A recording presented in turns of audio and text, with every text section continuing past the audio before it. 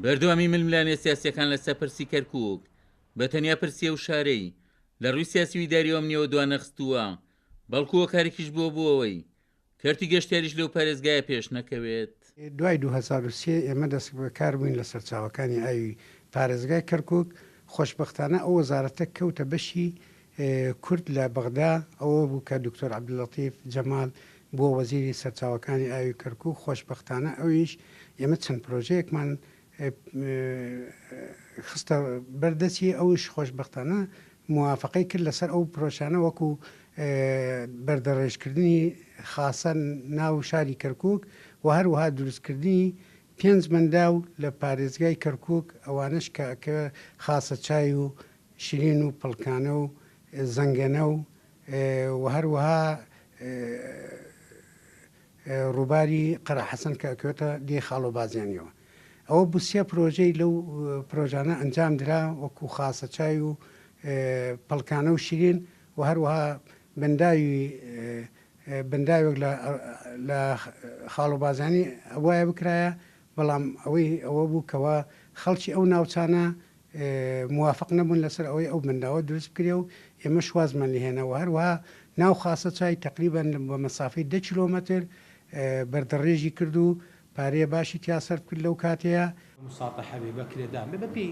پسپۆڕێکی بواری گەشتیاریش پێی وایە ڕاستە ململانێ سیاسیەکان کۆسپن لە بەردەم پێشکەوتنی لایەنی گەشتیاری لە کەرکووک، بەڵام نەبوونی ماستەر پلانیش بۆ شارەکە کۆسپێکی تر بووە لە بەردەم دواکەوتنی لایەنی گەشتیاری لە پارێزگای کەرکووک.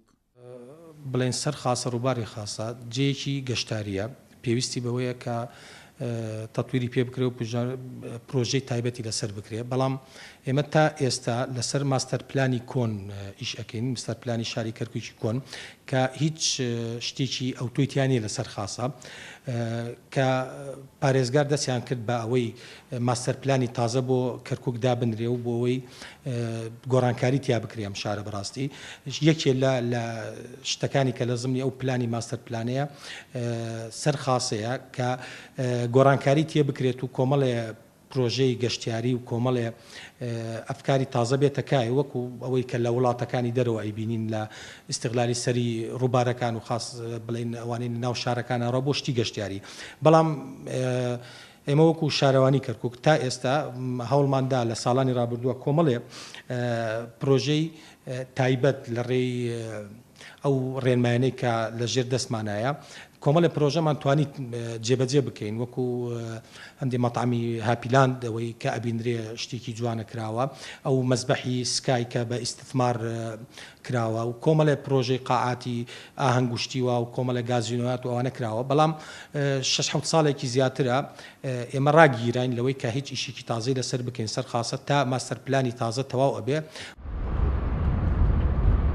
لە ئێستادا کەرکووک خاوەنی دەیان ناوچەیە کە گونجاون بۆی لە بواری گەشتیاریدا سوودیان لێوەربژیرێت، بەڵام بە هۆکارە سیاسیەکان ئەو لایەنە شپەکی کەوتووە و یەک ناوچەی گەشتیاریش لە پارێزگاکەدا نییە کە پێویستیەکانی گەشتیاری بۆ دابین کرابێت.